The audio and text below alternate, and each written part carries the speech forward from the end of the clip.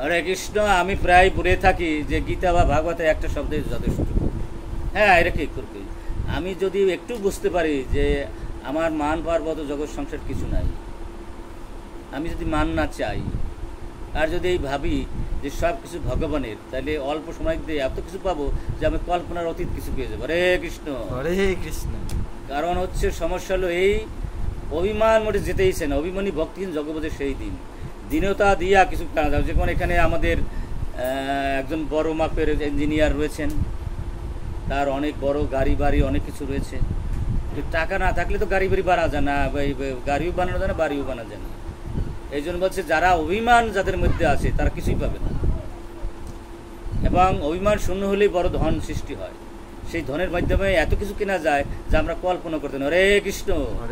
অভিমানী ভক্তিহীন জগমাজের সেই দিন, সে হচ্ছে সবচেয়ে পুরাকা বলে যার মধ্যে অভিমান কাজ করে।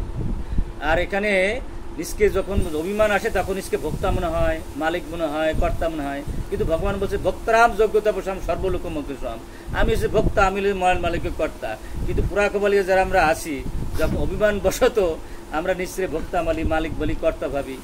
কিন্তু কিসের মালিক? এই বাতাসটা যে 1 মিনিট যদি বেড়ে গেছে আর যদি না ঢোকে তাহলে কিসের মালিক থাকবো না গোসাই? হ্যাঁ, শরীরে যে তাপটা 1 মিনিট চলে যায়, কিসের মালিক থাকবো না? কিন্তু এই বোধটা আমাদের মধ্যে অনেক সময় কাজ করে না।